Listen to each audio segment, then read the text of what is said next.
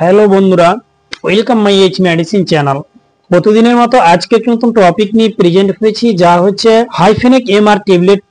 আমরা জানবো হাইফেনিক এমআর ট্যাবলেটটি কি, এটির ইউজ, তার ডোজ এবং তার সাইড ইফেক্ট কি রয়েছে, এছাড়া সেটি প্রেগন্যান্সি সেফ কিনা, এই বিষয়গুলো আজকে এই ভিডিওর মধ্যে আমি ডিসকাস করব।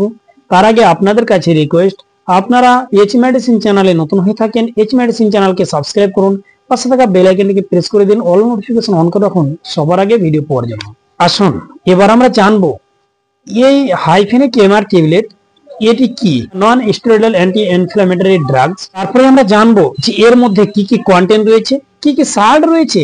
এর মধ্যে বেশ 3টি সাল্ট রয়েছে, যা হচ্ছে অ্যাসিক্লোফেন্স, প্যারাসিটামল ও ক্লোরোজক্সন। এই 3টি সাল্ট রয়েছে। এবার আমরা জানবো যে অ্যাসিক্লোফেন্সের কি কাজ, ক্লোরোজক্সনের কি কাজ, প্যারাসিটামলের কি কাজ। তার আগে আমরা জানবো যে এই সমস্ত কন্টেন্ট দিয়ে হাইফেনিক এমআরই শুধু ট্যাবলেট হয় না, এর বিভিন্ন রকম ট্রেড নেম দিয়ে মার্কেটে কিন্তু বিভিন্ন রকম কোম্পানি এই ট্যাবলেট লঞ্চ করে থাকে, যেমন হাইফেনিক এমআর, এরিনেক এমআর, তারপরে রয়েছে যেমন অ্যাসিকোলো এমআর, এছাড়া অ্যাভিডিকোলো এমআর, অ্যাকেডোজ এমআর। এই সমস্ত ট্রেড নেম দিয়ে মার্কেটে কিন্তু বিভিন্ন রকম ট্রেড নেমে কিন্তু এই মেডিসিনকে লঞ্চ করে থাকে। তাহলে আজকে আমাদেরকে জানতে হবে যে এতগুলো যখন ট্যাবলেট মার্কেটে এত রকম ব্র্যান্ড নেম দিয়ে, যখন এত রকম ট্রেড নেম দিয়ে মার্কেটে এই মেডিসিনকে লঞ্চ করে থাকে, তাহলে নিশ্চয় জানতে হবে এই কম্পিটিশনের গুরুত্ব কতটা রয়েছে, তাই আমাদেরকে জানা একান্ত প্রয়োজন। আসুন তাই আমরা সর্বপ্রথমে জানবো যে অ্যাসিক্লোফেন্সের কাজ কি। অ্যাসিক্লোফেন্স আমাদের শরীরের মধ্যে কিভাবে কাজ করে। অ্যাসিক্লোফেন্স আমাদের শরীরের এনজাইম সাইক্লোজেন যে রয়েছে সেটিকে ব্লক করে শরীরের মধ্যে ব্যথা এবং ফোলা কমাতে সাহায্য করে থাকে। প্যারাসিটামল কি কাজ করে? প্যারাসিটামলের কাজ হচ্ছে রিডাক্ট ফিভার, অর্থাৎ জ্বরের জন্য এটি কাজ করে থাকে। ক্লোরোজক্সন কম্পোজিশনের কি কাজ? ক্লোরোজক্সনের কাজ হচ্ছে মস্তিষ্কের ইম্পোলোসিস্টকে ব্লক করে শরীরের ব্যথা কমাতে সাহায্য করে থাকে। আসুন এবার আমরা জানবো যে এই মেডিসিন কোন সময় কোন সমস্ত ডিজিজের ক্ষেত্রে ডাক্তারবাবুরা ইউজ করে থাকে।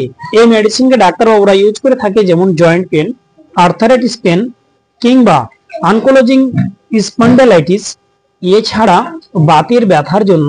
এই সমস্ত কারণে কিন্তু ডাক্তারবাবুরা এই মেডিসিনকে ইউজ করে থাকে।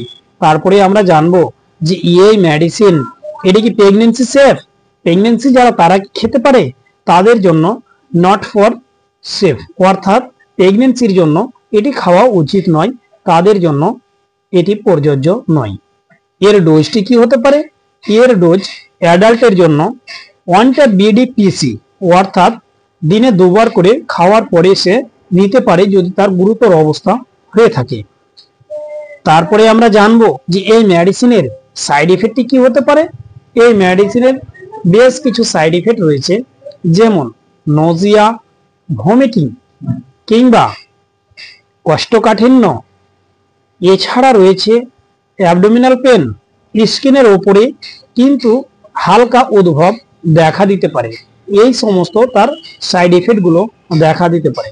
তাই আপনাদের কাছে রিকোয়েস্ট, আপনারা যখনই কোনো মেডিসিন ইউজ করবেন ডাক্তারের পরামর্শ নেবেন, তারপরে ব্যবহার করবেন। ভালো থাকুন, সুস্থ থাকুন, আসি পরে ভিডিও আবার দেখা হবে।